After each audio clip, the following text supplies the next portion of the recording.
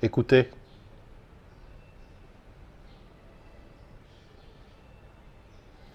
D'habitude, quand je fais les enregistrements sur les réponses vidéo, il y a du bruit. Là, on est confiné, il n'y a aucun bruit. Bon, je remercie toutes les personnes qui nous ont apporté des témoignages. Alors, il y a eu sur la vidéo que j'ai postée, mais il y a également des emails que j'ai reçus qui ont été vraiment très sympas. On vous remercie à tous de votre soutien, c'est très agréable. Nous sommes toujours confinés, toujours confinement dur, donc on n'a pas le droit de sortir, etc.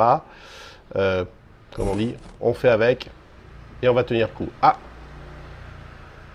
première moto qui passe depuis pratiquement 20 minutes. Aujourd'hui, je vais répondre à Patrick qui m'a posé la question suivante sur les moteurs. En l'occurrence, il me dit « Désirant électrifier un vélo de route en 36 volts, roue de 700, est-ce que le moteur, le XFCK, anciennement ce que j'appelais le Viki 3, c'est plus sympa Viki 3 d'ailleurs, est-ce que c'est compatible ?» Alors, j'ai répondu par email en lui disant bien sûr, c'est compatible. Du coup, dans cette réponse vidéo, je voulais parler un peu de la différence entre les deux moteurs, l'ancienne référence chez moi Viki 3, le XFCK et le XFVK, qui était l'ancienne référence Viki 4. Donc, le moteur, le XFCK, c'est un petit moteur avec un train épicycloïdal. Les deux moteurs d'ailleurs ont un train épicycloïdal. C'est un petit moteur de 3 kg. C'est un moteur qui va convenir au vélo de ville. C'est un moteur qui va également convenir au vélo de route. Bref, c'est un moteur qui va convenir lorsqu'on a besoin d'une bonne assistance, parce que c'est un moteur qui développe quand même pas mal de couples, et lorsqu'on ne veut pas trop alourdir son vélo. Il va permettre d'avoir une bonne autonomie avec une batterie par exemple de 13 ampères ou de 14 ampères heure. Il est petit, il est discret, et c'est vrai que je dirais quelque part c'est un moteur qui convient pratiquement à toutes les utilisations courantes d'un vélo. Que ça soit pour faire du vélo taf, que ça soit même pour faire du VTC, du vélo tout chemin, vélo de course bien sûr, et puis vélo usage urbain.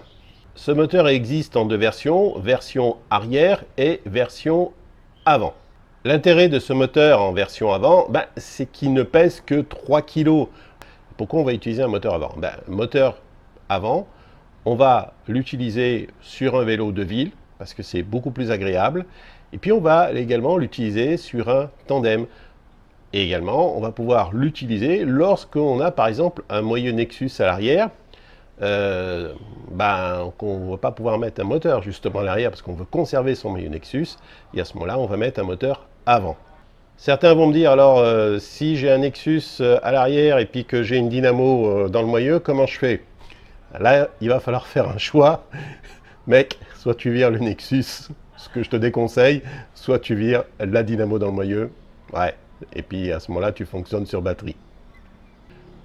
Le XFVK est un moteur par contre qui est plus lourd, puisque lui, il pèse 4 kg.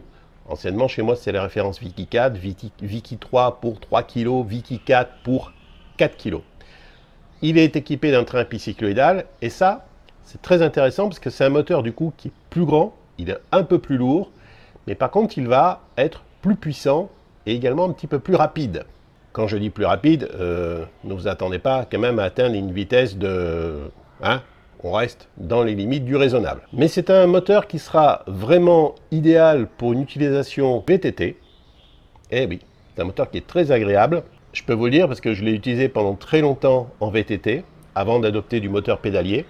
Comme c'est un moteur qui est plus grand en termes de diamètre, et c'est un moteur qui peut recevoir également une tension beaucoup plus forte, c'est un moteur qui est très intéressant pour le VTT, on a besoin de couple, on a besoin de puissance, voire un peu de rapidité.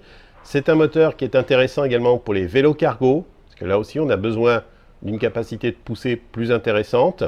Et puis également, on va pouvoir mettre une tension beaucoup plus forte.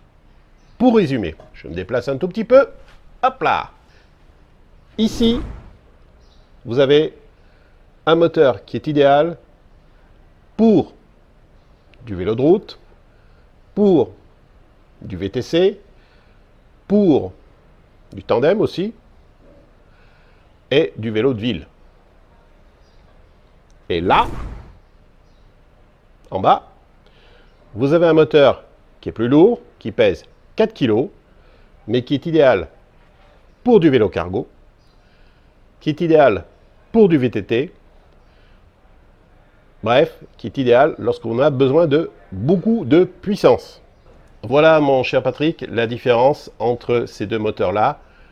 D'un côté, un moteur qui est plus puissant et de l'autre côté, un moteur qui est moins puissant, mais qui reste quand même à des puissances parfaitement convenables, comme j'ai dit, pour faire du vélo taf, du vélo de ville, du VTC également.